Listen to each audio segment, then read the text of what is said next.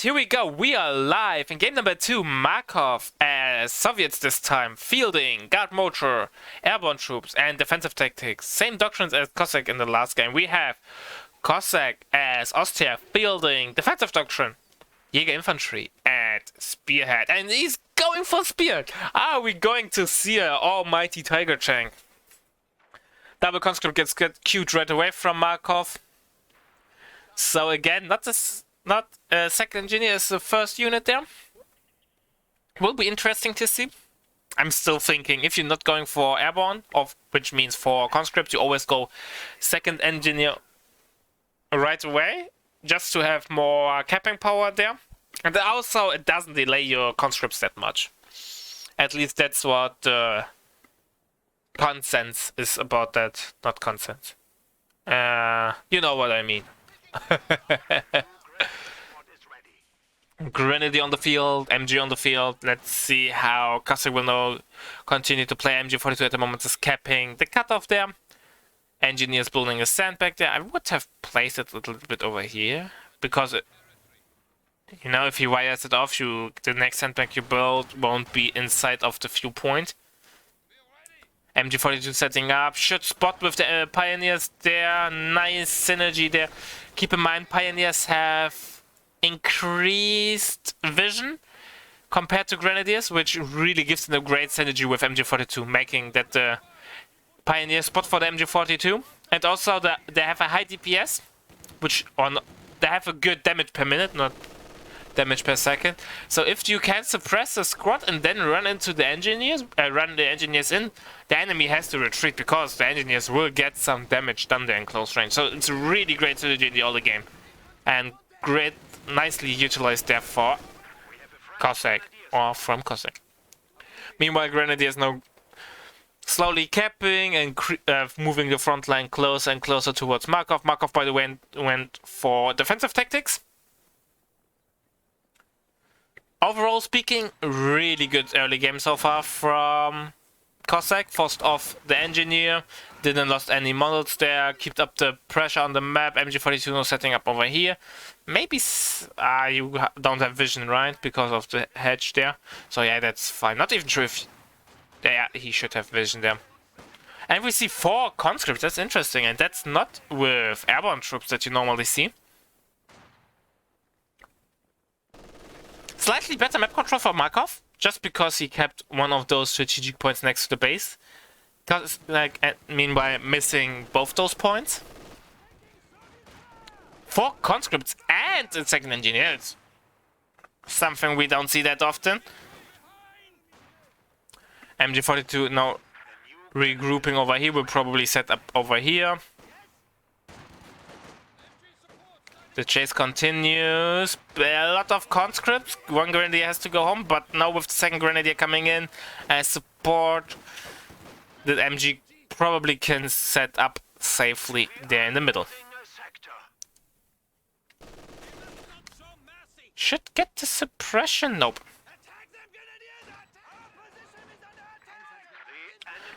Meanwhile, Markov now shifts more towards the view of Coasak, which makes sense, right? There's a lot of force concentration in the center, so no need to run into the meat grinder. Make the game wide, which you want as Soviets, and get the map control there. Nicely done so far from Markov, or rather nicely done from both players, playing the factions early game how it should be played. So let's see who does it better, though. Coasak taking a little bit of damage over here, probably jumping inside of the building, jumping out, and then going into green cover would have done. He would have done or got less damage, but you never know. Tier 2 now coming up from Coasak, so Coasak is playing pretty much standard Austria, right? You could even now argue, instead of going 2-2-2, 4th Grenadier, you could go 4th Grenadier and then 2-2-2, because he's lacking the fuel anyways, and he has the manpower and the bank for a Grenadier. So it wouldn't delay him that much. And I think going MG42 that early on was a mistake, because he really needs to heal. And as expected, he's going for a 4th Grenadier there. Maybe no build the bunker and prepare for the heal. But yeah, the MG42 will not be effective. Going early MG42 only makes sense if you can keep, or if you have high HP squads already. And you can see, or you saw there, how much damage the Pioneer actually can do. Coasak now completely forced off of the field. 4th Grenadier on the field. Coasak now will have enough resources for a 2-2-2. And here we go, 2-2-2 in the queue. And the 2-2-2 will definitely be needed there to switch the pressure there. Then it will force Markov to play more central till he gets something on the field to fight it off. We have now access to the Poo-Poo AT gun and the 120mm mortar. The Dush... Ah, nope. I thought he had 2 CPs. Because the lock disappeared. Never mind, I'm sorry. Casting overlay rigged me and tricked me there to believe false things. Yeah, those grenades are pretty much useless, below 50% health. They won't achieve anything, they won't stand any chance there against the fighting squad. 2-2 now on the field. And here we go, forces off the Pioneer right away, or the Engineer rather. 2-2 will now probably focus this squad. Creating, I think, an additional window there for Markov with ramming it. Nice mine coming down there. I'm not sure if Coasak spotted this. I don't think so. Oh, nice flamer can do nice damage there. But Coasak reacts in time and leaves the building. One of the new changes to Fame and Will Master League was that the building is not that oppressive anymore. And the 2-2 might hit the mine there. Nope. 18 nades have been tagged there for Markov. And as expected, the map control now slightly shifted into the favor of Coasak with the 2-2 on the field. He can keep up the pressure now also on the flanks and not only in the center. We have now a Dushka on the field from Markov. So he feels like, I don't need an AT gun at the moment to fight off the 2-2. I rather want to have a Dushka, which can do it also as a soft counter. But the Coasak would only lose his 2-2 against the Dushka if he misplays. Insane. Holy.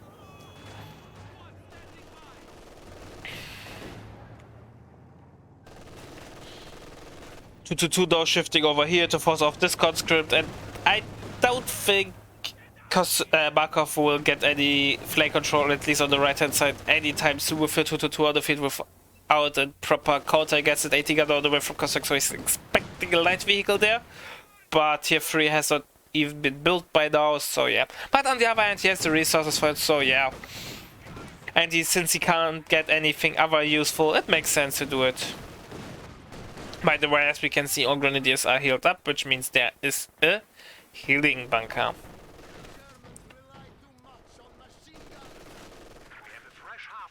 And we have a water half-track on the field. I was not expecting to do it. When was the last time we saw water HT? Probably from a Twisted Tootsie game, right? Oh boy. There was some presents coming in from, or presents be sent by Coasak. And here we go, mortar has been used immediately against the Dushka. Actually, mortar half-track is probably the right call against this doctrine, because the 120mm mortar is not able to inflict that much damage against the mortar half-track as it would do a normal mortar. So yeah, but on the other hand, it's really expensive, right? 30 fuel, 200 manpower. You need to feel confident to get it. And also, it's really hard to micro it properly due to its nature that it needs to like face the unit in the right direction, so it might spin around sometimes. We have a Poo-Poo AT gun on the field, which forced off the 2-2. I had once a nice talk with Twisted Tootsie about the mortar half-track, the USF version though, but same things apply to both of those units, that you need to keep it on hold on fire and only barrage with it, because otherwise it will spin around and basically do nothing. So let's see if Coasak will prove me wrong, or will prove Twisted Tootsie they're wrong. with it, because it can do damage, but also sometimes it does nothing, because it's more busy spinning than dealing damage.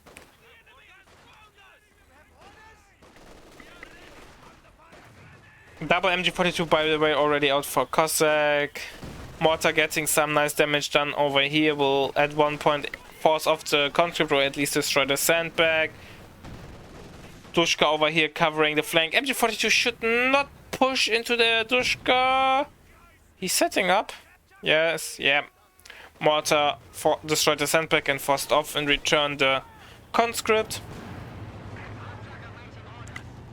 If you have too much ammo, you could also use the incendiary barrage, which is not that expensive, but it's only useful against target that cannot move. And that was a really good mortar hit. Holy smokes.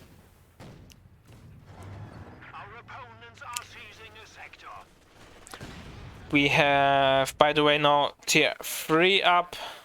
T70 is an option. No T70 though at the moment for Markov, since he lacks the manpower.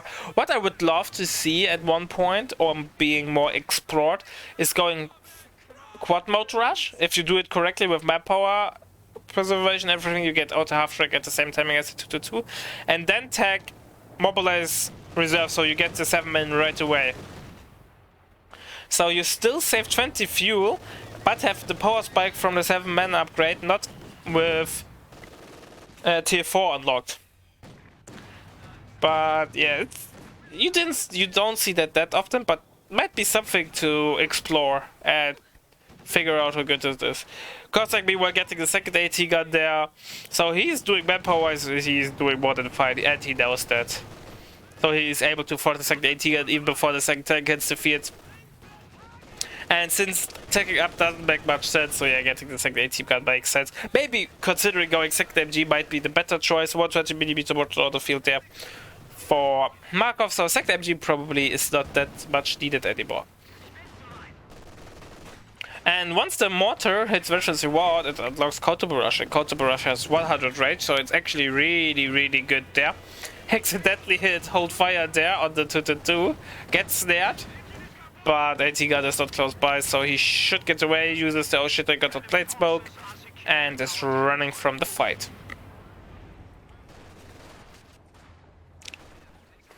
This house, by the way, is a perfect target for flame shot.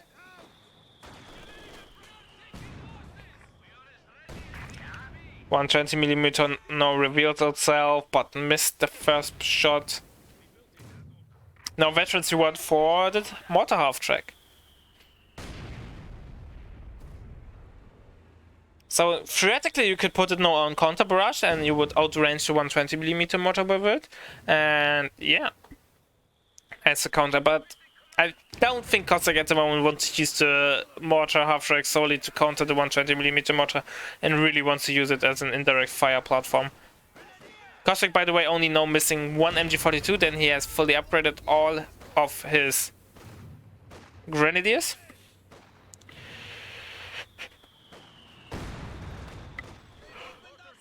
Well, 20mm mortar will soft retreat, yeah, one grenadier without MG42 and not even having Veteran C2 won't force off a 120mm for the field. And God forbid, decrew it.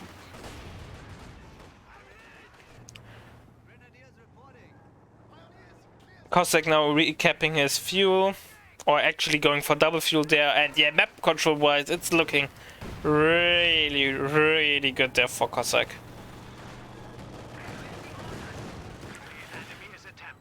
Now counter barraging the 120mm mortar. The good thing is, even if you get the oh, Grenadier has to retreat! Retreat, Coasak! Don't do this to me! And Grenadier gets away. The good thing, if it gets damaged, you don't have to spend manpower to get it repaired, so only repair time from the engineer. So it's not the end of the world. And it's way more durable, right? So it might actually do the trick there. Also later on, as I said, if you have all the grenadiers upgraded, you can spam incendiary barrage there once in a while on the 120mm mortar to force some repositioning. It doesn't do that much damage, but maybe as a tool to force repositioning, it might be worth it. Maybe if it wouldn't share cooldown, it would be better, so you could counter barrage, then immediately use the normal, use the incendiary barrage, and then afterwards immediately mortar barrage. But yeah.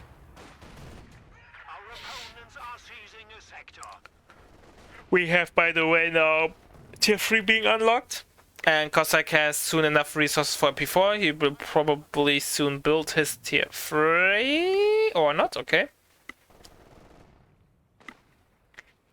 Generally speaking, the pressure is really nicely done so far from Coasak.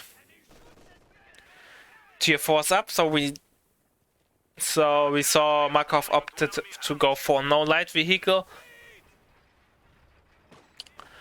And he's really relying at the moment on his doctrine in the early game, so he didn't build this gun to get a cheaper 45mm AT gun on the field to save manpower there. In the long run, of course, he needs to get the normal discount, but for the early game and mid game, or early mid game, one Pupu AT gun is more than efficient.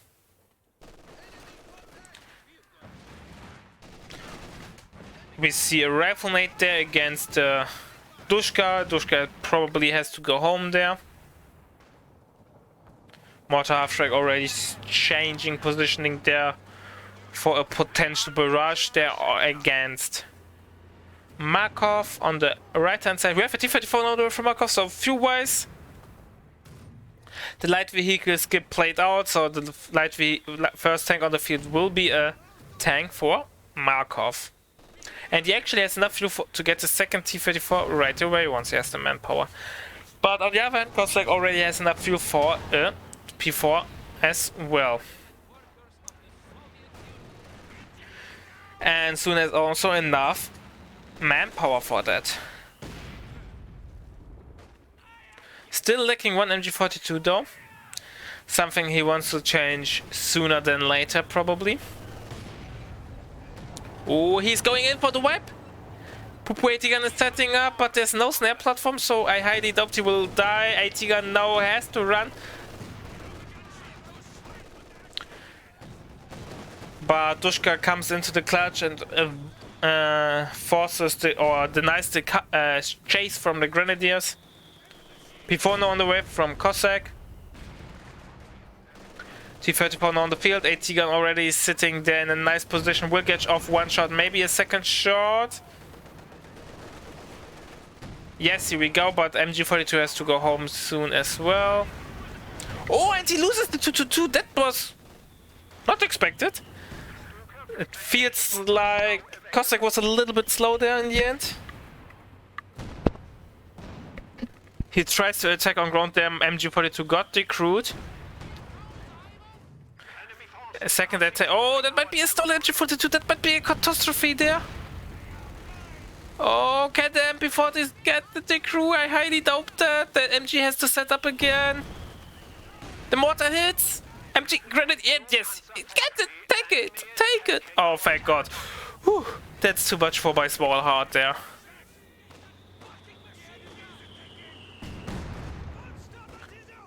Oh, for a brief of a moment I thought Coasak will throw one of his most important units there with the MG42. And T-34 gets again hit from the AT gun in the same spot. But that's fine, he will get repair the damage away right away.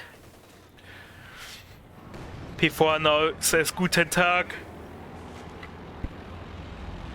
We have now a Recon flight coming in. And that shows to Coasak there are no threats at the moment for the P4, so he can easily get some nice damage done there.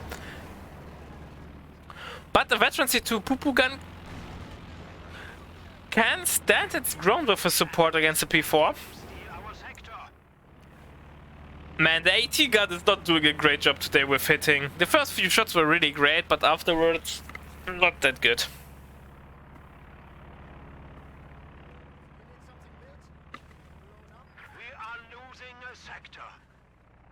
The left-hand VP now getting decapped. Nice tripwire flare coming down. Always nice to see if the player utilizes that. The funny thing is, Markov probably, without knowing, hard countered Cossack's maybe long-term plan with, because anti-tank Overwatch is a great counter against Tigers. with a ram. So let's see if Coasak will even go for a Tiger there, knowing that fact. Still lacking the one MG42, but now with soon double ammo maybe. Nope, but still 52 ammo on cam. It won't take that long till he gets it. And he cancelled something, so he has enough resources there for the MG42. Queue it and retreat it. And then once you're in base, the MG42 has been unlocked and you can reinforce and go back to the front line without any downtime.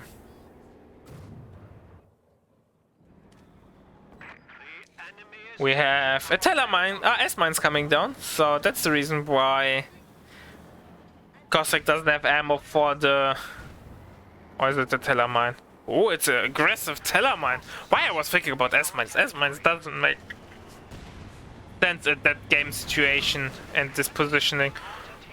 Mortar track gets picked off. Anti-tank overwatch has been used. What is Coasak doing? The good thing he's keeping the being close so the T-34 can't ram, but no, he has to commit there. Second T-34 is on the way. No snare on the way. Oh boy. And the P4 easily gets away. But AT gun gets decrewed. But gets the suppression there, so it should not be get stolen in the long run. Grenadiers though should move immediately to the clutch of it to prevent any further engagements. P4 gets snared, but there's nothing to close the gap, so should be fine. Should run though. AT gun should now move over here. No reaction there. Should move over here immediately just to cover the retreat of the P4 to be safe. AT gun gets decrewed. MG42 gets stolen as well. Ah! Army Group Central reports total wipeout? Question mark. AT gun gets recruited again. But now without the water half track he can't smoke or force off the Adushkan anyway, so the AT gun is in a limbo state of a situation and Coasak will have a hard time to get it back. Now with the second T-34 the field, there are two hungry T-34s. AT gun still didn't move up, at least he gets the snare on one T-34. Second P4 on the field. I don't know. It felt like Markov will come on top in this engagement. This P4 is now out of position, there's no cover. AT gun moving up now way too late, and this is a dead P4. Yes, but he might get the T-34 in return. AT gun is setting up finally. Counter push coming from this side. I think this game will be over and Ram is coming in. AT gun gets decrewed. Both AT guns will surely be lost there for Coasak. He's trying to run, but yeah, AT gun gets recruited. AT gun snare chain will coming in, and that's probably game.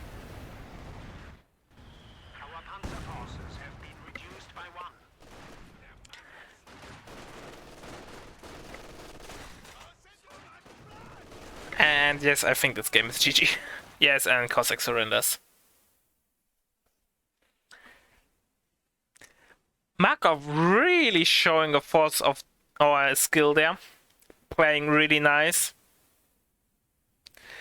Coasak a little bit sloppy there in the end. Throwing both games there.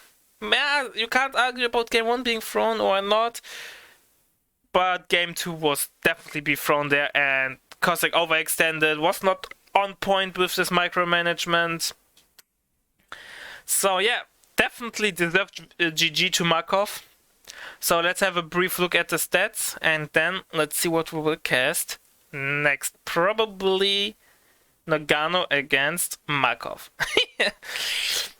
You missed the best part of it, Coasak. There was in game number 1, and there was a random shatter from the Giga Command Squad which said if they hit, it was luck, not skill. So yeah, even Giga Command Squad blaming RNG there.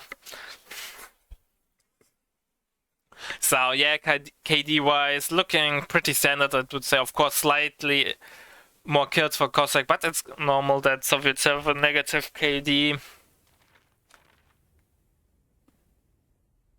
No wipes there from Master Markov there. Only the 80 gun got recruit and he rammed 1T34 into the death.